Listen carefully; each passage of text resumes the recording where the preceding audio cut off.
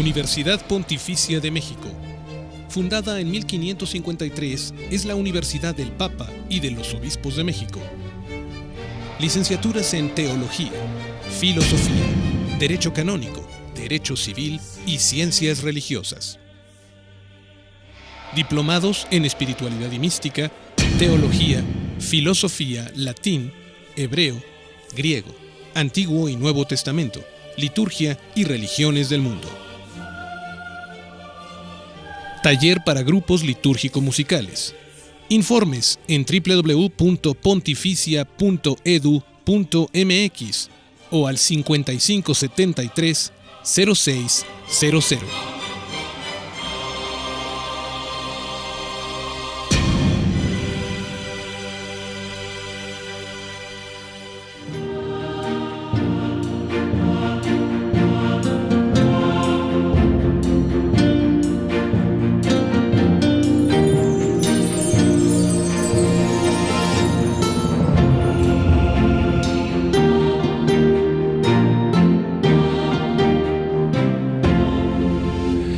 Ya estamos de regreso, queridos amigos, en Ver y Creer. Hoy estamos tratando el tema del rencor.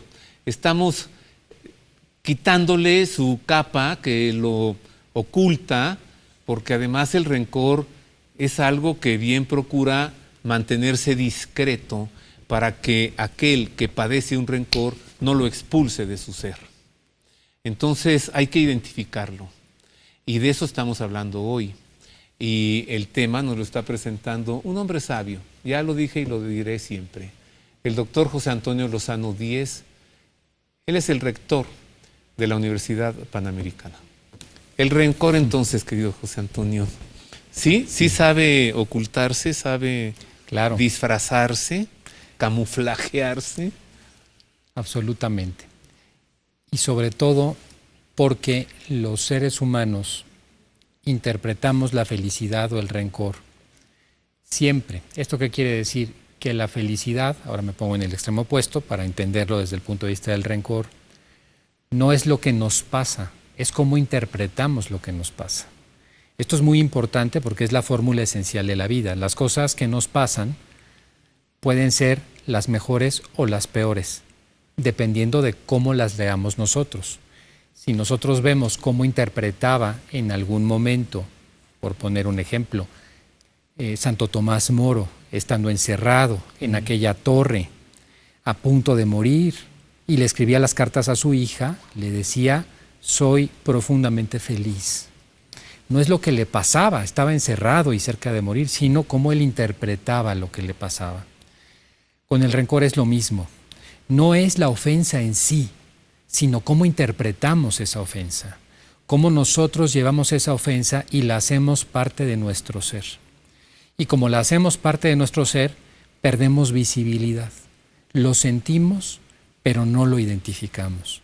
Y al no identificarlo, pues no podemos comprender que tenemos un mal que erradicar. Y erradicarlo en todas las dimensiones.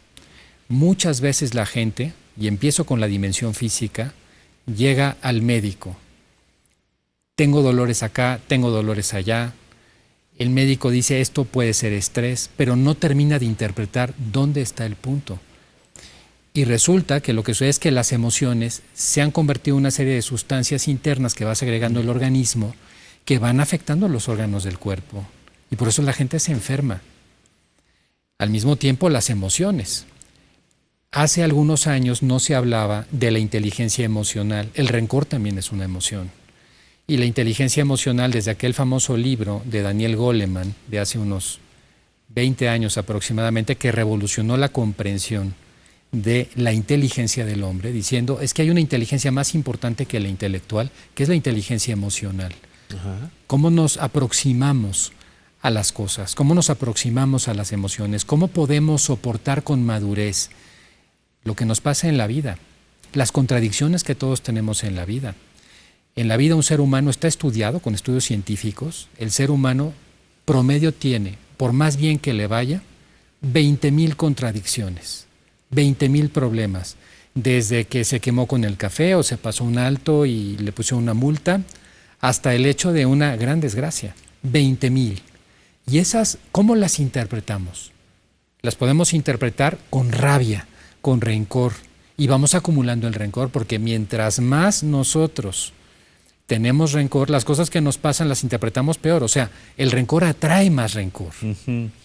Entonces, hay que percatarse, hay que saber, hay que identificar que estoy siendo víctima de un sentimiento de rencor para entonces poder, usar una expresión como de psicólogos, trabajar en él. Claro.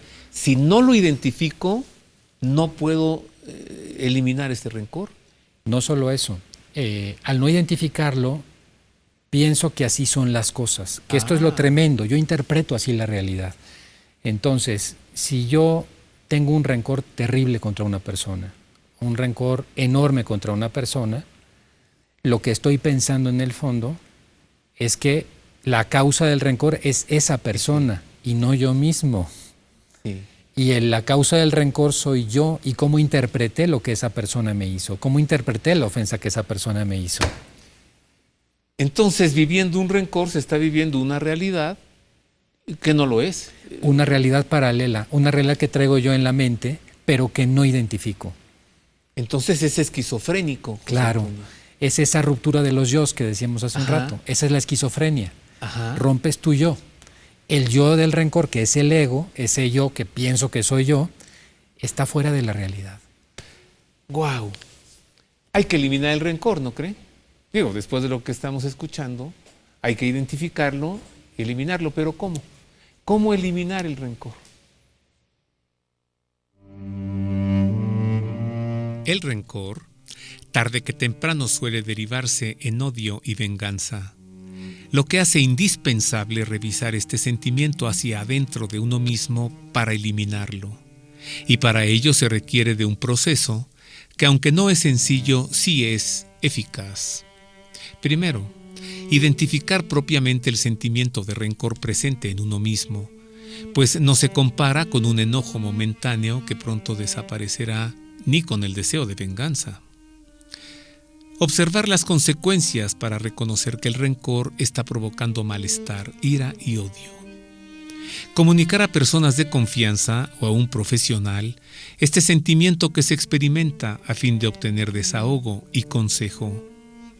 Aceptar lo ocurrido, que ya no puede cambiarse y que es del pasado, pues la dignidad propia impide aceptar la ofensa recibida. Esto permite encontrar los motivos del rencor y eliminarlos. Tomar la firme decisión de erradicar ese sentimiento de rencor y actuar decididamente en dejar atrás lo ocurrido para mirar hacia adelante. Recurrir a Dios en busca de su ayuda para poder llegar a perdonar la ofensa recibida, así como Cristo, desde la cruz, obtuvo el perdón para todos. Es meritorio hacer este esfuerzo personal que se traducirá, siempre que se haga con empeño, en un alivio personal y en sanas relaciones de convivencia. Sin embargo, para eliminar el rencor es indispensable perdonar, pues el perdón es la única solución al rencor. Y Jesús, que desde la cruz obtuvo para todos el perdón, siempre que le invoquemos nos acompañará en este proceso y suavizará toda dureza que en el corazón se haya instalado. Entonces, José Antonio, la medicina al rencor es el perdón. Es el perdón. ¿Es como el Alka-Seltzer? Nadie sabe cómo aliviar, pero alivia. Pero alivia. Bueno, el perdón es un acto de la voluntad. Es un acto que requiere un esfuerzo personal. Y el perdón es liberador. El perdón nos quita cargas de encima, nos cura el alma, nos cura el cuerpo, nos cura las emociones. Es la mejor medicina posible. Yo podría decir que esto lo decía Santo Tomás de Aquino. Si nosotros pensamos cómo demostrar la omnipotencia de Dios, podríamos pensar pues en lo maravilloso e infinito que es el universo, la creación, con todas esas cosas que no hemos alcanzado a comprender con la ciencia ni una parte mínima de ella. Ya bueno, eso es tan impactante, ¿no? El universo infinito, con eso vemos la omnipotencia de Dios. Santo Tomás decía, no, la omnipotencia de Dios donde más se demuestra, el acto de mayor omnipotencia es el acto de perdón. el acto de perdonar, que fue el acto de redención de Cristo en el mundo.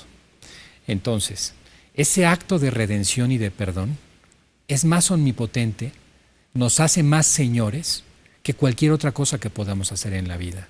Es el acto más cercano a lo divino que puede hacer un hombre, es perdonar. Perdonar es un acto de dominio de uno mismo, por un lado, desde el punto de vista psicológico, pero espiritualmente tiene una profundidad enorme. Hay que entender a qué nos referimos con el perdón, porque a veces cuando hablamos de disculpa y de perdón confundimos y son dos cosas totalmente diferentes. Cuando una persona se equivoca y hace algo, por ejemplo, se equivocó y en vez de darme un café me dio un no sé qué por error, yo lo disculpo. Quiere decir que esa persona no tiene culpa, le quito la culpa, deviene disculpa. Pero cuando una persona de manera totalmente voluntaria me ofende, me daña, se necesita el perdón, porque hay un daño. Y ese daño requiere ser reparado y requiere ser quitado, y lo que lo quita es el perdón. Entonces, esa es la enorme grandeza que tiene el perdón en los seres humanos. Va más allá de una disculpa. Sí, va mucho más allá. ¿Qué nos dice la Sagrada Escritura? O en otras palabras, ¿cuál es la enseñanza divina o qué nos enseña Dios acerca del rencor? Esto.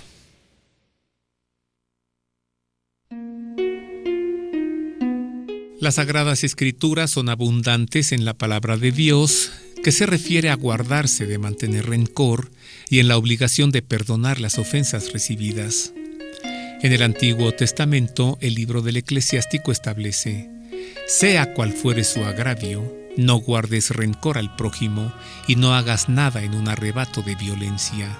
Y agrega: acuérdate de las postrimerías y deja ya de odiar. Recuerda la corrupción y la muerte y sé fiel a los mandamientos. Recuerda los mandamientos y no tengas rencor a tu prójimo. Recuerda la alianza del Altísimo y pasa por alto la ofensa. El libro de los Proverbios enseña que en la senda de la justicia está la vida. El camino de los rencorosos lleva a la muerte. En el Nuevo Testamento, el Evangelio indica: no juzguen y no serán juzgados, no condenen y no serán condenados, perdonen y serán perdonados. Si perdonan a los hombres las ofensas que cometen contra ustedes, también su Padre Celestial les perdonará sus pecados. San Pablo advierte: destierren toda amargura, enojo, ira, gritería y maledicencia, y todo género de malicia. Al contrario, sean benignos unos con otros, misericordiosos, perdonándose unos a otros, como Dios también los perdonó en Jesucristo. Y añade: si alguno tiene queja contra otro, así como el Señor les ha perdonado, así lo han de hacer también ustedes. En la primera carta de Pedro, Dios nos entrega una enseñanza doble y promete una recompensa. No devuelvan mal por mal, ni maldición por maldición. Antes, al contrario, bendigan, porque a esto han sido llamados, a fin de que posean la herencia de la bendición celestial. Esa es la enseñanza de Dios, José Antonio, a menos, claro, que alguien quiera vivir con su propia enseñanza, que dice odia, odia, odia, ¿no? Sí, bueno, hay una cosa que es importante mencionar. El perdón es un acto libre, es un acto de la voluntad. Y ese acto en muchas ocasiones no va asociado con la parte sentimental. Esa hay que trabajarla psicológicamente. Yo puedo haber decidido perdonar a alguien, pero todavía tener sentimientos encontrados. Eso no nos debe de preocupar ni sorprender, es parte del proceso humano interior. En ocasiones, inclusive, si yo he optado por perdonar, o sea, cancelar la deuda moral que otra persona tiene conmigo porque realmente me ofendió, pero sigo experimentando algunos sentimientos, el acto de voluntad no solamente no pierde validez, tiene más fuerza, porque estoy, a pesar de lo que siento, porque no puedo a veces dominar mis sentimientos, no los puedo superar, estoy optando por perdonar. Y por eso, de ahí la omnipotencia, me estoy volviendo señor de mis actos. Y esa es la grandeza del perdón. Y el perdón, una vez que se experimenta, una vez que logramos perdonar a alguien, la alegría, desde un punto de vista psicológico, es enorme. Los seres humanos que han logrado pasar esa barrera enorme del rencor, han alcanzado el perdón, son seres normalmente felices, son seres exitosos en la vida, son seres que uno los ve y dice, esa persona transmite una alegría muy especial, porque va aunado a una especie de brillo espiritual que se desborda por todos los poros. Entonces, este es el gran reto que tenemos que tener. En la Biblia, el perdón como tal, el gran perdón, es cuando entramos al Nuevo Testamento. El cristianismo llega al mundo a demostrarnos que la misericordia, el perdón, son la base necesaria para que la sociedad, ya no digo solamente la trascendencia y evidentemente llegar a Dios, porque un alma que no ha perdonado está envenenada, sino que la sociedad pueda llegar a alcanzar un grado de desarrollo.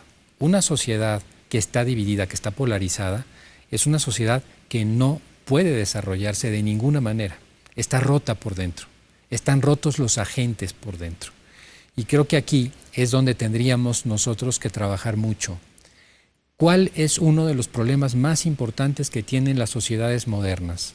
Y pensamos siempre, bueno, pues que la economía no funciona, que los políticos pasan tal. No, el problema no es de los políticos ni de la economía, el problema es de cómo estamos interpretando la realidad y cuáles son los niveles de rencor y resentimiento social. Una sociedad con altos niveles de resentimiento no puede alcanzar niveles de desarrollo. ¿Una sociedad amargada o una sociedad feliz? La sociedad feliz es una sociedad plena. Absolutamente. Cuando te escuchaba, José Antonio, te aseguro que surgió así el sentimiento, quiero perdonar, al escucharte, porque dices, hay un brillo espiritual. Sí, claro. Y aunque sea un acto de la voluntad, como has dicho, ya cuando uno tiene la voluntad de hacerlo, es el principio. Pero, ¿cómo resuelves este problema? Fíjate, quiero perdonar, sí quiero perdonar, pero no puedo, porque lo que me hizo es imperdonable. Una pausa, regresamos con esto y regresamos con más.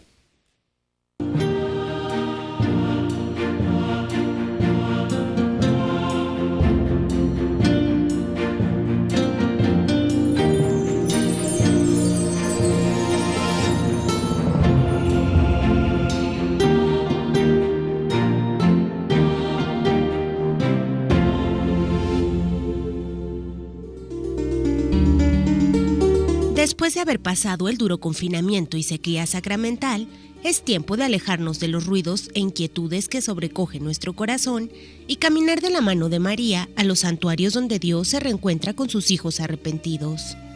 A partir del 14 de septiembre, reiniciamos nuestras peregrinaciones tanto a Tierra Santa como a los santuarios marianos de Europa. En Tierra Santa, la Basílica de la Natividad, el río Jordán, donde renovaremos las promesas bautismales, el mar de Galilea, donde Pedro recuperó la fe, el cenáculo de la Última Cena, donde volveremos a comulgar, el huerto de los Olivos, donde meditaremos en la Pasión, y el Santo Sepulcro en Jerusalén, donde daremos gracias a Dios por la vida. Además, estaremos en Garabandal para acercarnos a las revelaciones inminentes acerca del aviso, el milagro y el castigo, y nos encomendaremos a la maternal protección de la Virgen María en sus santuarios de París, Medjugorje, Lourdes y Fátima, entre muchos otros, con la certeza de que al final de tantas adversidades, su corazón inmaculado triunfará. Adicionalmente, peregrinaje por los grandes monasterios católicos y ortodoxos, donde conoceremos la oración contemplativa a través de los iconos. Informes al 4980-8641 o al 5207-9511 y en www.viavaticano.com. En mi peregrinación he visto más cosas de las que recuerdo, pero en mi recuerdo hay más cosas de las que he visto. Vía Vaticano.